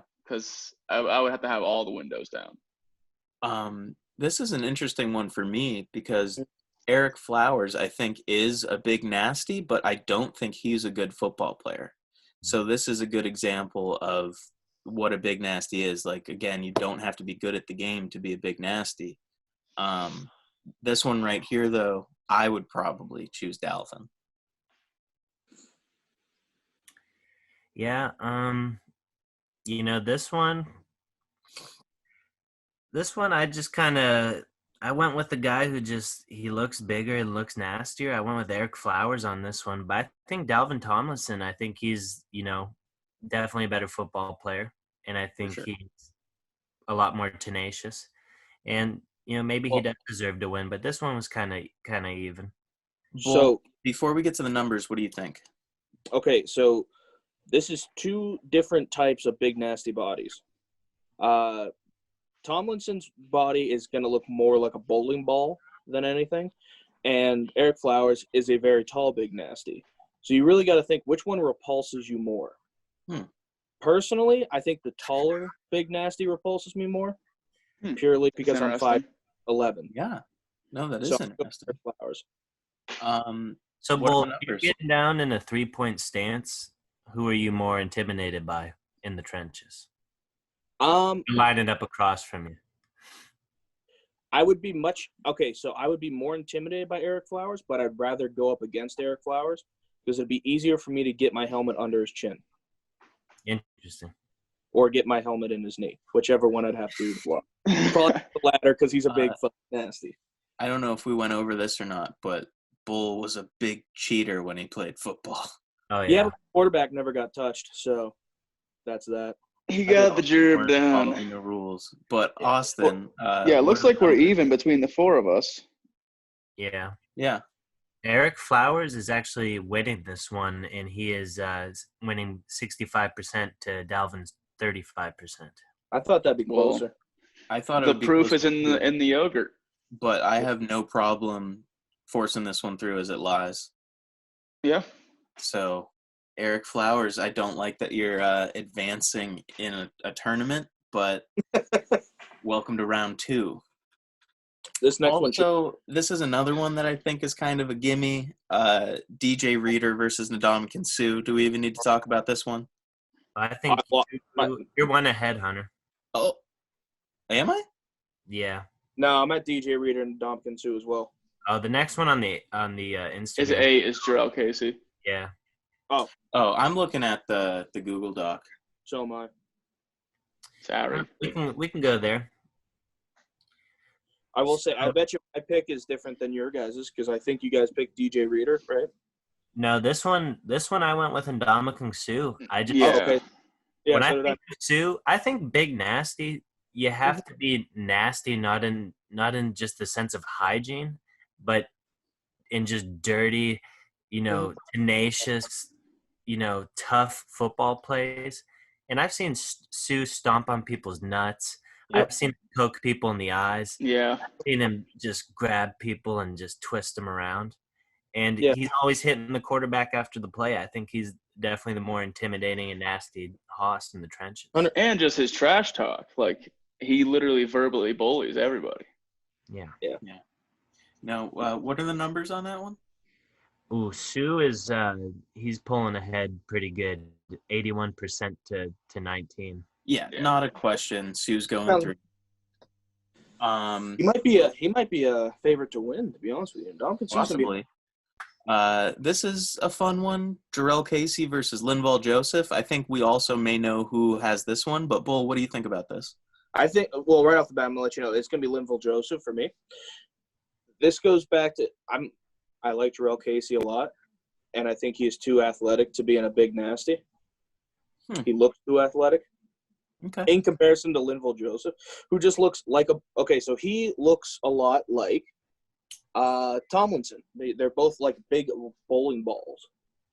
Linval Joseph just looks like a prototypical nose tackle in the NFL. Yeah. Ginormous gut, big shoulders. Like a Casey Hampton type. So before we get to the numbers on this one, are we all pretty much in agreement with us that it's Linval Joseph? Yeah. Yeah. Austin, what are the numbers? And the Broncos were another team that didn't have any big nasties. Jarrell Casey, but Jarrell Casey is a big nasty. He's got that gut on him. But the numbers are looking, Joseph's got the 75%, Casey's got 25. Linval Joseph it is. Yeah, that makes sense. Bull, Quentin Nelson versus Grady Jarrett.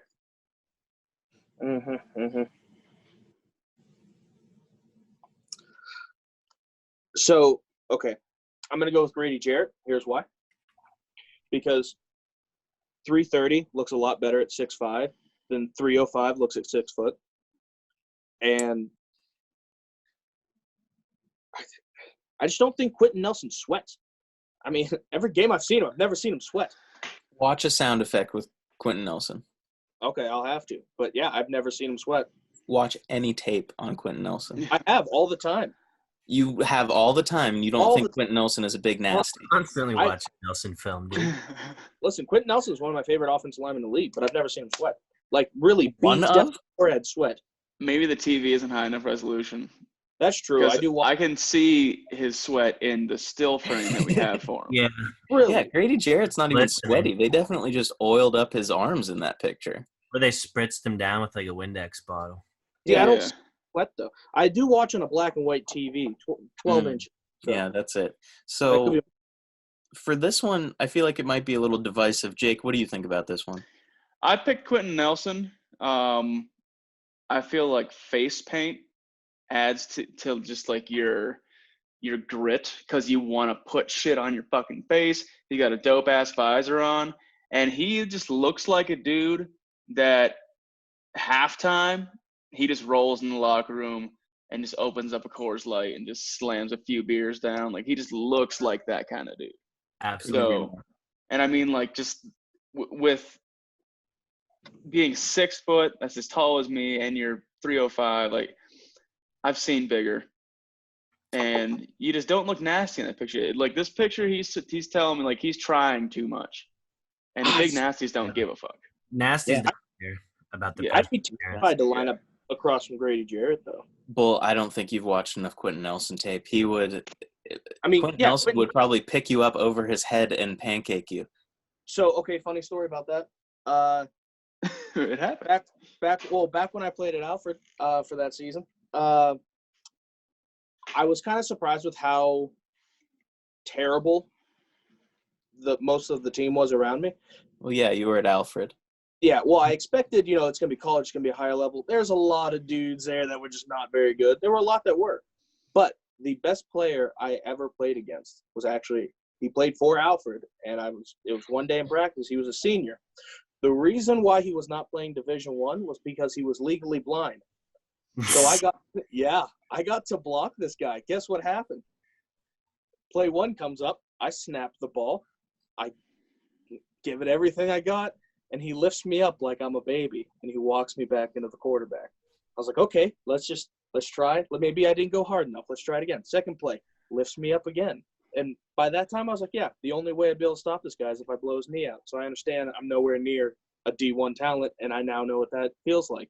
And boy, that ruined my pride a little bit. See, honestly, with how much tragic stories were in this year's draft, I'm surprised they didn't call him up and they're like, "Whoa, you're blind?" And like, Yeah. like Hop this on in. guy, he's having the best day once he figured out that he was drafted by the Jets. Austin, But only if he who could was it see. whose dad got, or whose brother drowned, or dad drowned and then their brother was struck by lightning like 2 years later or something? I don't remember, but I remember just seeing that story and texting you. Like, It's awful. they were really reaching on some of these. Like, Yeah. Yeah, I mean, there was ones like, and there's the whole family, and they're all very happy. But who you don't see Is their is his dad who was in a grandfather. tragic meat grinding accident 5 years Yeah, ago, it's like, and they didn't know that they ate him in hamburgers. yeah. NFL But- was just really going for some tragedy porn, trying to get the viewership up or something. I don't know what's going on there. Either way, What- Austin, what are the what numbers? happened to his dad? You'll never believe this. This one, I'm definitely going Quentin Nelson, dude. He's just big, Yeah. country strong, nasty hoss in the trenches, handlebar mustache, paint on his face. I know you are, but what are the numbers? The numbers are 68% Nelson, 32% Jared. All right. Sorry, Bull. Your horsepower has a lot, but it's not taking Quentin Nelson down. That's ridiculous. That's fine. He's a generational talent at the guard position. Oh, I think he's one of the best offensive linemen in the league. I think by he's far. the best offensive lineman in the league. Eh, Who's better? David DeCastro was pretty good. Just saying. David DeCastro is not better than Quentin Nelson. We'll see. Mekhi Becton versus Marcus Cannon. It's Mekhi Becton. We don't have to talk about this. Yeah. Well, I would like to mention that Mekhi Becton's mom cooks soul food for a living. Yeah. So I just imagine all the greasy, delicious foods that he's eating that are just coming out of his pores in the trenches, and he probably smells awful. And you just don't want to go up against that. Yeah. You And got those grits shits, dude. He's got the grit shits for sure. so just the fact that Mekhi, and I know I've been preaching all show that it's not about height and weight, but in this one in particular, there's an inch difference, but there's almost 30-pound difference. Yeah. It's Mekhi Becton. And Becton is winning 77% to 23. Yes. So it's Mekhi. I might skip ahead. Skip ahead. Why not? keep Really? going? I'm I gonna save 12 for last. I thought that Okay. one would be one of the That's easier. fair. Oh, I bet you do, Paul. Yeah, that was So- one of the hardest ones for me. I sat and Really? I kept having to press back on the Instagram story. just Number thinking about it. I'm like, 13, fuck. Morgan Moses versus Laramie Tunsil. Let's hear the numbers on it, Austin. Hansel is up big, 82% to 18. Wow. I think the pick helps Yeah, no. because So for our viewers, we used the picture of Laramie Tunsil using the gas mask bong when he got drafted. Yeah. People were probably picking that one for the lulz. You can't do anything about that. That's the thing. Okay, so being part of a big nasty, you can't you shouldn't have at least a decent reputation of being a chill dude to be with. And it seems like, I don't know, to me, when I think of Laramie Tunsil, I think of a fucking chill ass dude that's gonna. I was going to say, I thought you were going to go the other way with that, and I was going to be like, Bull, Laramie Tunsil seems like he's chilling Yeah. pretty hard. Yeah, dude. He has smoke where his eyes should be. I would want to hang out with Laramie Tunsil. That's why I would Yeah. go with Morgan Moses.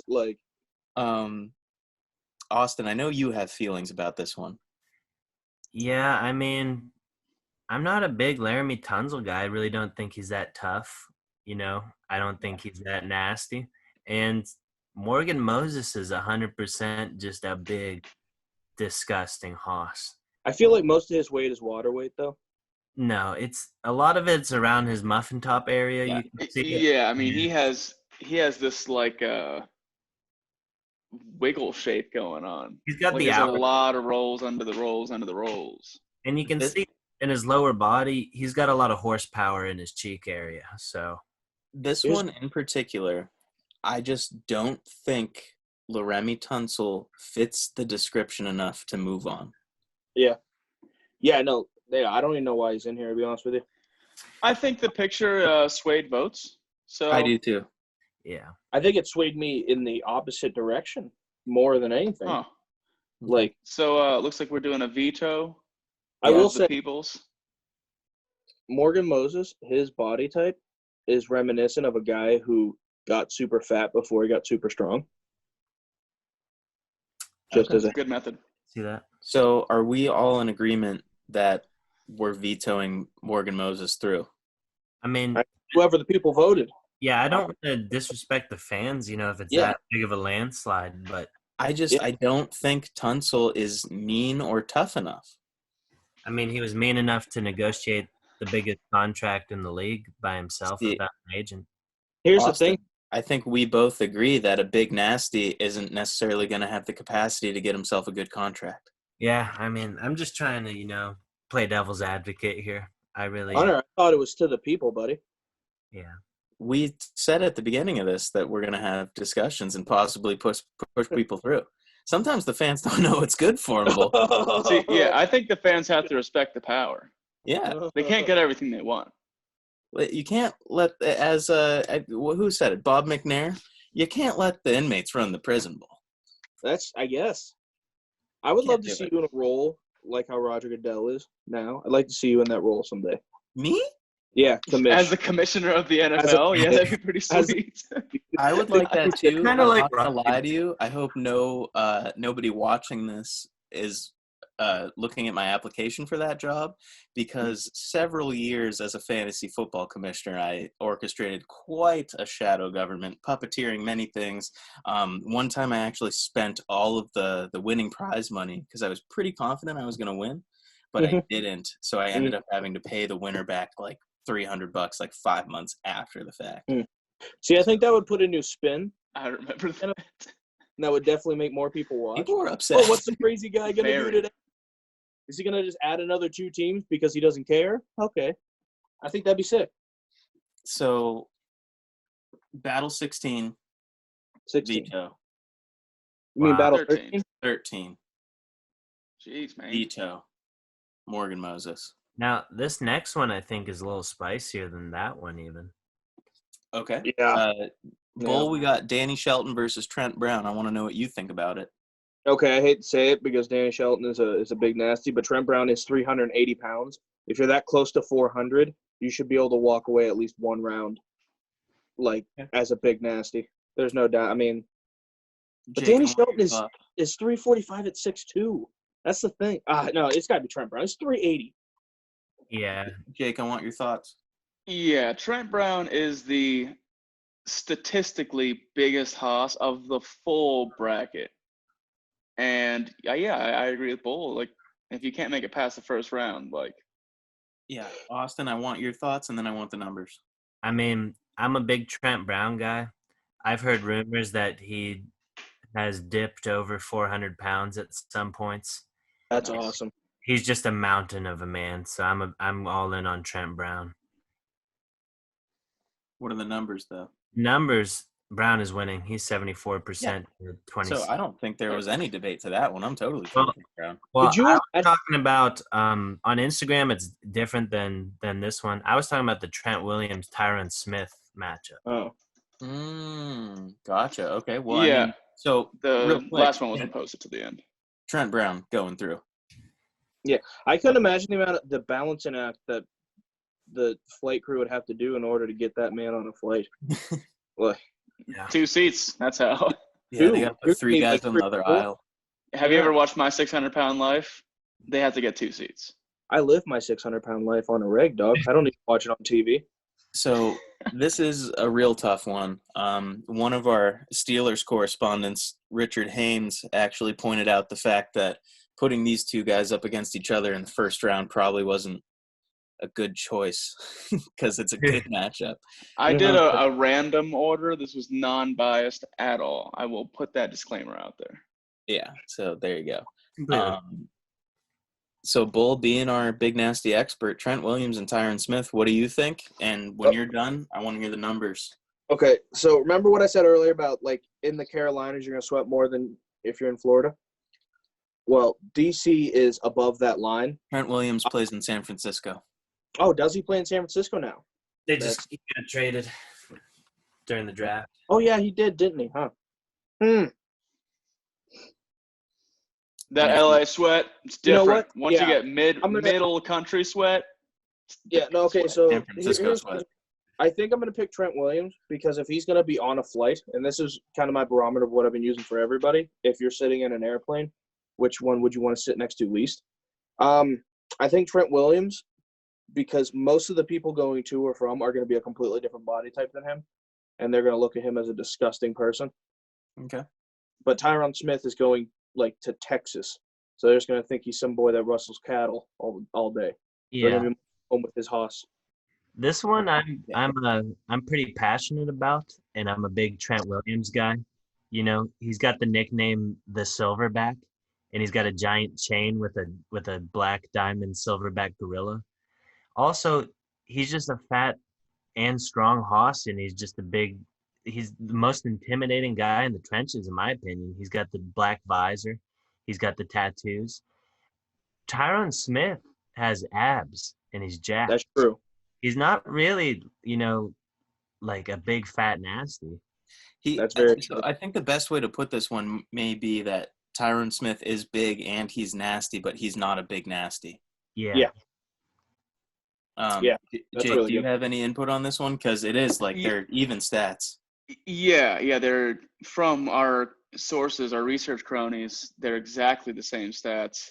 So with this one, it took me a little while, and Tyron Smith looks obviously mean, and because it's the cowboy collar adds to it. But I feel like he's too plain Jane, middle of the road, serious. Okay. Just get in, get out, get clean. And I So- think Trent Williams looks like he's getting nasty. You can get video of him being nasty. So what are the numbers on this one? This one, Tyrone Smith is winning 59% to 41. Really? Mm. Yeah. So after all of that deliberation that I just heard, I think this might have to be our second veto. We might have to Hey. veto this one.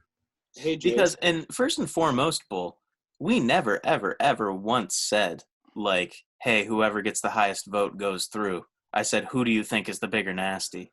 So, This sounds like a really good commish kind of conversation you're having right now. yeah. And we already, So are we all in agreement that Trent Williams should go Yeah, through? Trent will definitely go for it. Hey, Jake. Yeah. Anytime Hunter goes to pull a shadow government move, can you have like some kind of little music pickup or something? Because I feel like that should Some be suspense. Yeah. I looked through the suspense music today. Just use some, like, Insidious violins or something. Yeah, I might have to make my own. Get back in the studio. All right. that'd be sick. So Trent Williams, 16. veto number 2. 16, our second to last matchup, Quentin Spain from the Bills versus Jordan Phillips on the Cardinals. Okay. I'll go first on this because I have no idea who Quentin Spain is. But just looking at these two pictures, Jordan Phillips looks like a man with normal emotions, a normal range of emotions. Quentin Spain, at least in that picture, looks like he's always uncomfortable 100% of the time, no matter what he's doing. So I'm going to go with Quentin That's Spain. accurate. Okay. Jake or Austin, anything on this one? I mean, this one was real tough for me because as a Bills fan, last year we had Jordan Phillips, but now he's on the Cardinals, and we got Quentin Spain, so I like them both. But I picked Quentin Spain. I just think, he's 2 inches shorter and he's 6 pounds heavier. And when you see Quentin Spain, he's kind of built like Bull, where his legs aren't that big, but he's got Oh. just a massive upper body. Yes. And Yeah. he's actually like one of the best pass blockers in the league just because he leans his heavy mass on people. They can't bull rush I bet she has great footwork. him. He has solid footwork. Maybe. Jake, what's your input on this one?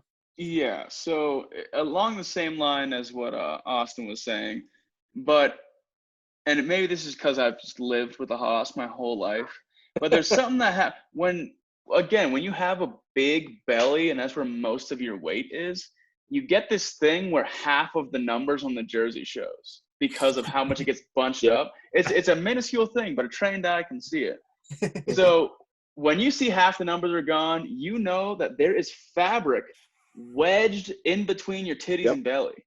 Yep. Yeah. And that's like wearing 4 jerseys in your fold because it's folded up so much. So that has to be just a cesspool of just nastiness.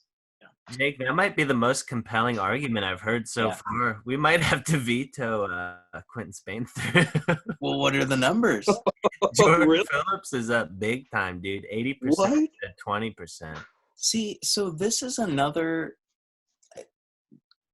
I don't know what word I'm looking for here, but this is another example, I guess, of people I don't think, maybe it's my fault. I'll take the blame on this one. Maybe I didn't explain what a big nasty is enough. But I think this is another one where people looked at the height and they said, oh, Jordan Phillips is taller, we're going to give it to him. People are taking poops and they're just voting on Instagram polls. They're not really they're not really thinking these things through. They're probably doing like mid Jack Sesh, just like clicking through stuff like, oh, sure, we'll click through. I think Quentin Spain's the bigger nasty, and I'd be fine pushing him through. Yeah. I hope your fans that are upset with you doing this really let you know in the comments section. I hope they do I hope too. so I hope they too. like, comment, and subscribe, and we can have lively debates with them. And we'll be happy to see them back next week. We're all about the interactions. Veto number 3. I thought there were only going to be 3, but I kind of have a feeling there might be 4 because this one coming up.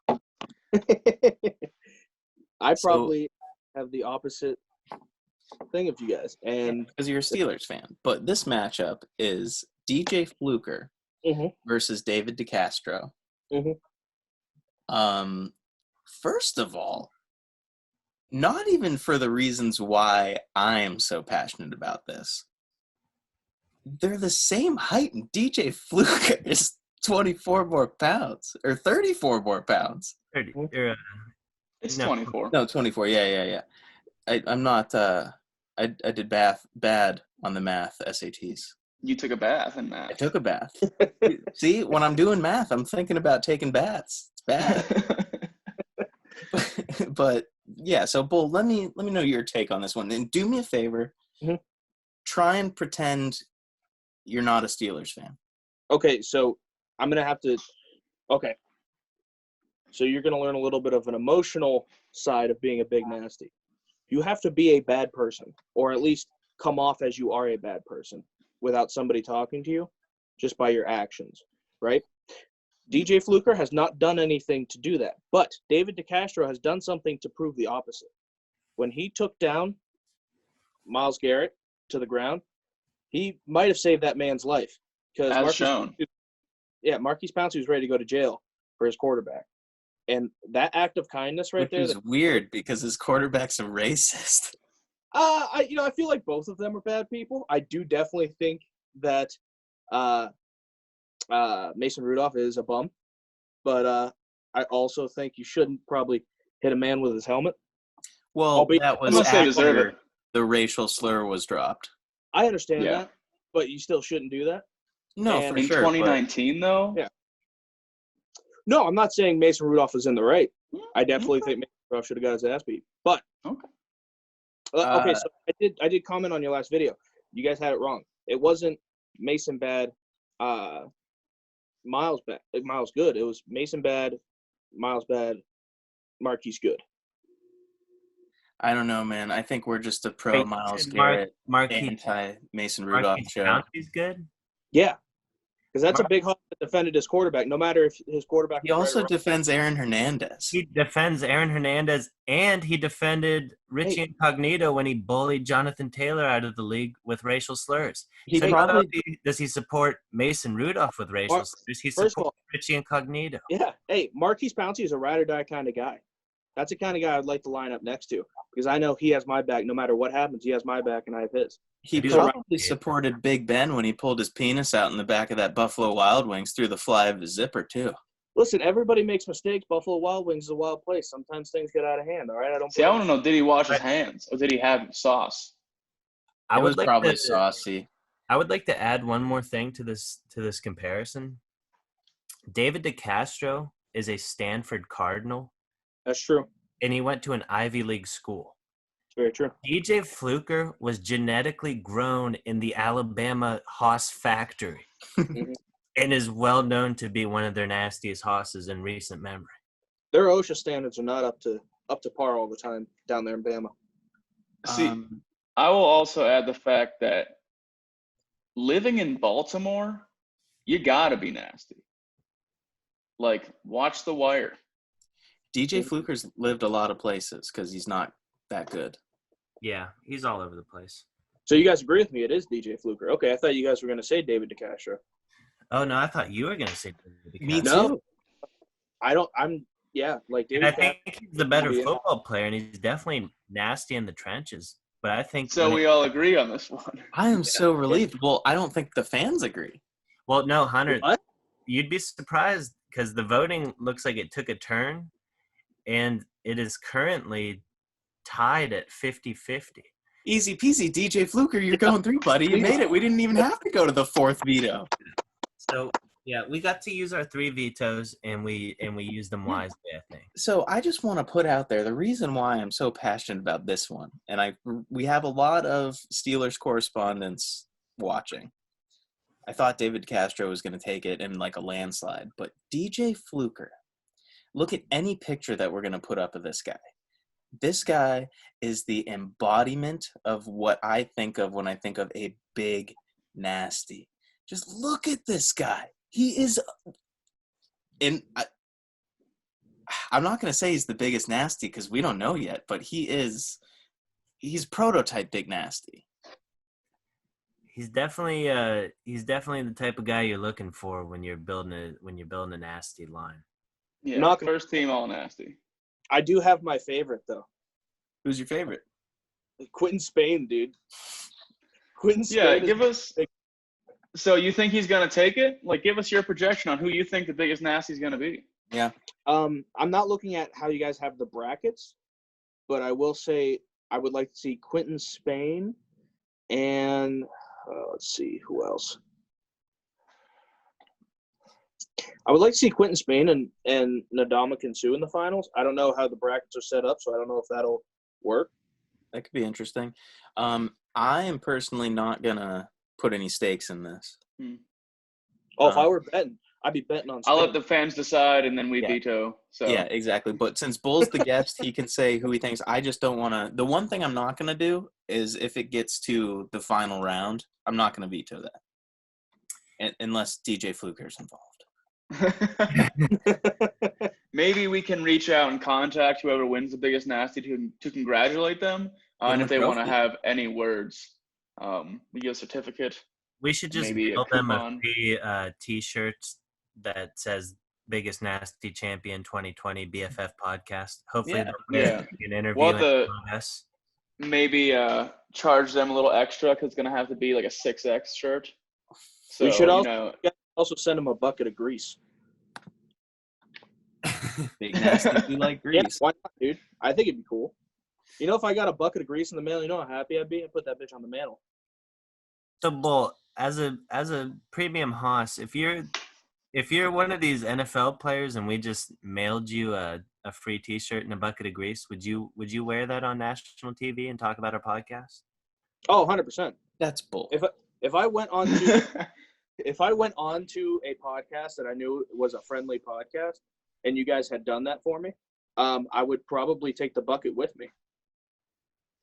You got to wear. Yeah. See, here's the thing: you got to wear it as a token of pride, especially if your job consists of you being big and nasty. I think a You lot have of to- you guys would take pride in it. Yeah, Yeah, Yeah. see, they'd be like, I saw the shirt and I thought, fuck these guys. But then I saw it was a bucket full of grease and completely changed my opinion. They understand me. yeah, that makes sense. I feel like it's a token of gratitude, really. Yeah. Well, But, we'll do yeah, so we're some going to more be work into figuring out what the trophy is. But round 1 of the Big Nasty Bracket is in the books. We'll have 2 up to vote for whenever we I think have for it up. round 2 we should have Bold set the matchups. Well, then what's the point of having the bracket we have? Yeah, that's true. Does it go? Okay, I forgot about it's in a full bracket. Yeah, so the bracket on that we posted is a little bit hard to see. But since this first round is done, we're going to truncate the big brackets off so it's a little bit easier to see and everybody can see how it all plays out. Yeah, here at Bro Football Focus, we're new, we're young, we're just getting into it. We're still learning. You're learning with us, and I'm happy that you're coming along the journey. We're only going to keep getting better. You're only going to keep enjoying it more. But I think that's it for week 3. One thing. Oh, a last word from the special guest. Maybe that's a segment. Last word from the special guest. Yeah. What is it, Bull? So there was one other thing you guys did last week that I took a little exception to. When you guys did your football players who would be good actors, I was very surprised that no one said Ryan Fitzpatrick, because I think he'd be the best actor in the NFL. Purely because he has buckets upon buckets of swag. Are you just talking about that one time he wore Deshaun Jackson's clothes? I'm talking about any team that he goes to. Doesn't matter how bad they want to tank, he'll win 3 or 4 or 5 games because he doesn't care. Interesting. All right. I mean, like, if you were to make a list, I wouldn't disagree with you at all, but I don't think I'd put him on my list. That's insanity. I don't know. Maybe I'm just a big Ryan Fitzpatrick. Maybe it's because I'm a big Ryan Fitzpatrick guy. Fitzmagic, I like maybe. that. I like that your measurements are so far only in buckets. That's how hosses live. Wet They grease. live by the bucket. Wow. But, yeah, I think that was a success. Bull, I really appreciate you coming on. I think you gave a lot of insight. You had a lot of fiery takes. Really enjoyed it. Hope you enjoyed it. Oh, yeah. Once we get this rotation of guests going, I would love it if you would be one of our mainstays, because you definitely add something to the show. Yeah, I'd like to come on as much as possible. So, yeah, whenever you guys want to have me, I'll be on. Well, hopefully we have a lot of potential correspondence in the queue, but definitely going to have you on again. Cool. But, yeah, until next time, I guess. Yeah.